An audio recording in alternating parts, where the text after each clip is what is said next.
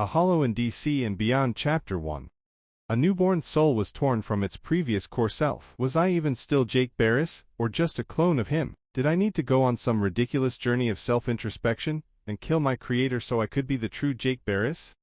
Beyond the call of my supposed summoner, I could feel Eli's emotionless gaze upon me, so even as merely a disembodied soul within the throne of Hero, I just rolled my eyes at the weight of the gaze upon myself. Either way, I accepted the summoning while I decided not to walk the same path as my predecessor, and hell even try to take a new name if I could.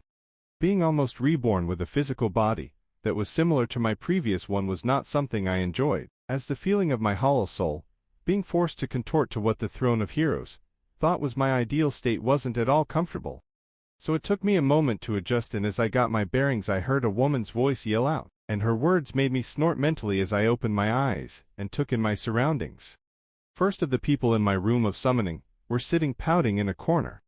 A woman with long white braided hair with aristocratic features, and wearing a dress that I recognized as Olga Animosphere. Second was Mash, a demi-servant with purple hair and lavender eyes, and was wearing a very flattering, tight leather outfit with only some weird armor plates slapped onto some places. Lastly, of course, was my master, Ritsuka Fujimaru, and it being her orange-haired female form to boot. Nice. Holy shit, he is hot too, Ritsuka cried out, dramatically pointing at me, and I saw everyone facepalm, or close their eyes to avoid the cringe, as Ritsuka herself shuddered as she realized how fucking beyond stupid she sounded, especially in a first meeting. But honestly, I liked her candor, and only chuckled mentally before I flexed my spiritual muscles, and all but teleported in front of her with a sonito to get her measure up close. For a split moment, the whole room went silent as they realized I had all but teleported in front of their master, and only hope, even as Mash threw a frantic punch at me from my side as she couldn't resummon her shield so quickly I didn't even look at her, as I grabbed her fist, only relying on my pesquisa to recognize her form and movements outside of my vision. Ritsuka met my eyes with an intensity I could only nod to. Beyond a perfectly natural flinch of surprise at my almost teleportation, she showed zero fear of me despite my hollow features.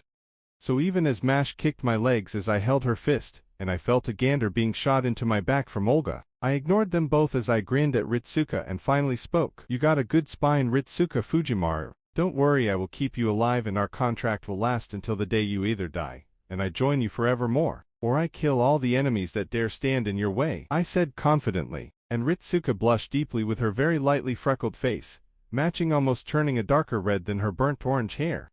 A proposal already, she whispered, and I realized this Ritsuka was going to be adorable, so I just let go of Mash's fist, and with that hand patted Raituska's head while chuckling. Oh, you are going to be a treat, I chuckled before turning more serious. All right, anyway, my name is Ugh, let's go with Blake Barris for now, I said, shaking my head as I didn't want to use my old name of Jake anymore before I continued to speak. But beyond that, I am a very special boy. Fuck the class system, and that's why I don't really ring up in it, I said wryly, and Ritsuka's eyes widened as she seemingly looked and saw that that very much was the case. Wait, then what do I call you? And what about the class-specific skills, like the saber's magic resistance? She almost demanded, and I rolled my eyes. Don't call me by a class name, I don't like it, I said bluntly before continuing with a wry shrug. I don't need magic resistance with my regeneration, as I survived tussling with Zeus in life. But yeah, just think of me as a saber, berserker, caster, foreigner, and I guess maybe an archer, I said, almost questioning as I wasn't sure if my bombardments of Chero could qualify me as an archer. Although Olga and Romanus' blue hologram form looked like they didn't believe me at all. Raituska, on the other hand, Sue, like you are an ultra-rare unit, Ritsuka whispered with her eyes widening in mad glee, and I face-palmed as I realized this Ritsuka was a gacha addict, like in the FGO comics. But Olga was done with the easygoing meet and greet, as she clapped her hands loudly and spoke out. Enough. Now, Miss Fujimaru, where is the grail for this singularity supposed to be? Olga called out, and I gave Ritsuka a bit of room to breathe, but she still stood at her side. Ritsuka's face scrunched up at Olga still ordering her around, but she spoke out clearly. It's probably either at the Einsburns castle, as they always were the host of the Grail Wars Grail itself, but otherwise, the Grail is likely to be past the Fueiki Shrine inside a massive cave, where the Greater Grail in the normal timeline was supposed to be, Ritsuka explained, earning a nod of respect from Olga before Romani spoke up. Either way, There are readings from like half a dozen servants running around the city, so you guys need to be extremely careful, Romani warned us, and for a moment I wondered if I should interject, or say anything before I mentally shrugged, and spoke up. The Greater Grail is the better target. I spoke up as I began pinging my pesquisa through the city to try to find the servants, and more importantly the caster form of Kuchuln. And how would you know that? She demanded, and I just stared at her, with my face utterly flat at how rude she sounded.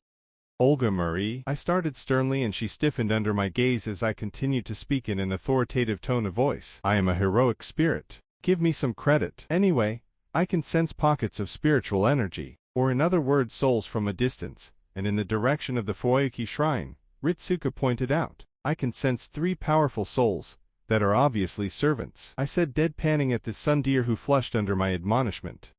Gods, her daddy issues were going to be fun to deal with, I thought wryly before shaking my head, and refocusing as Romani agreed with my assessment. It became a solid plan for us to make our way to the site of the Greater Grail, in order to get the grail that was actually propping up this singularity.